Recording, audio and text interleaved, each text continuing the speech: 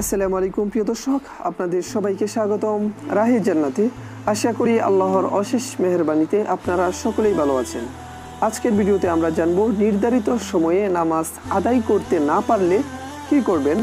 মহান আল্লাহ রাব্বুল আলামিন বান্দার জন্য প্রতিদিন 5 ওয়াক্ত নামাজ নির্ধারণ করেছেন, আর এই নামাজ নির্ধারিত সময়ে আদায় করা ফরজ।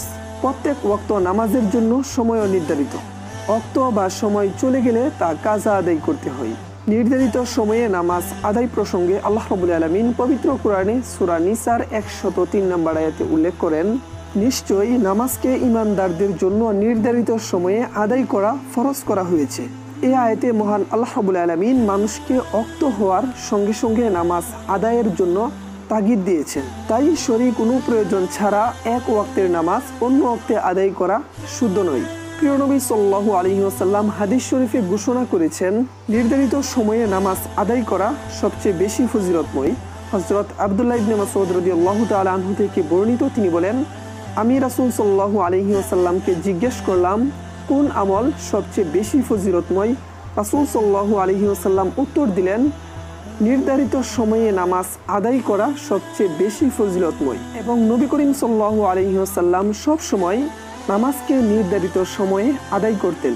যদি কোনো ব্যক্তি ইচ্ছাকৃতভাবে নির্ধারিত সময়ে নামাজ ছেড়ে দেয়, অর্থাৎ যথাসময়ে নামাজ আদায় না করে, তাহলে সে ব্যক্তি কুফরি করল এবং নির্ধারিত সময়ে নামাজ আদায় না করা কবিরা গুনাহ।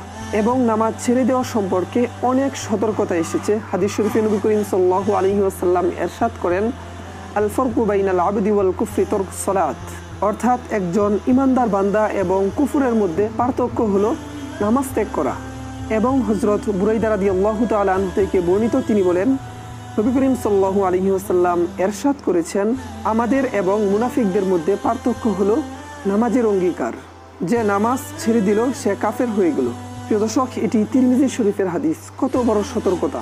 প্রিয় দর্শক, নবী করিম সাল্লাল্লাহু আলাইহি ওয়াসাল্লাম নামাজ ছেড়ে দেওয়া সম্পর্কে কত কঠিন সতর্কবাণী উচ্চারণ করেছেন। সুতরাং আমাদের সবাইকে নির্ধারিত সময়ে নামাজ আদায় করতে হবে। আর যদি কেউ নির্ধারিত সময়ে নামাজ আদায় করতে না পারে, তাহলে সে কি করবে? তার হুকুম কি? নির্ধারিত সময়ে কোনো ফরজ নামাজ আদায় না করলে তাহলে ওই ফরজ নামাজের কাজা আদায় করা ফরজ এবং ওয়াজিব নামাজের কাজা আদায় করা ওয়াজিব। ওয়াজিব নামাজ হলো বিতির নামাজ, এবং কোনো কারণে নির্ধারিত সময়ে কোনো নামাজ আদায় করার মান্যত করলে এবং যদি সেই নির্ধারিত সময়ে এই মান্যতের নামাজ আদায় করতে না পারে, তাহলে এই নামাজ কাজা আদায় করা ওয়াজিব। এবং কোনো ব্যক্তি যদি নফল নামাজ শুরু করে এবং কোনো কারণে তা বাতিল হয়ে যায় কিংবা ছেড়ে দেয়, তাহলে তা আদায় করা ওয়াজিব। হাদিস শরীফে ফজরের সুন্নতের ব্যাপারে বেশি জোর দেওয়া হয়েছে। তাই যদি কারো কোনো সময় ফজরের সুন্নত ছুটে যায়, তাহলে জোহরের আগে আদায় করে নেওয়া উত্তম। এবং জোহরের ফরজের আগের 4 রাকাত সুন্নত যদি কেউ কারণবশত পড়তে না পারে, তাহলে ফরজের পর পড়ে নিতে হবে।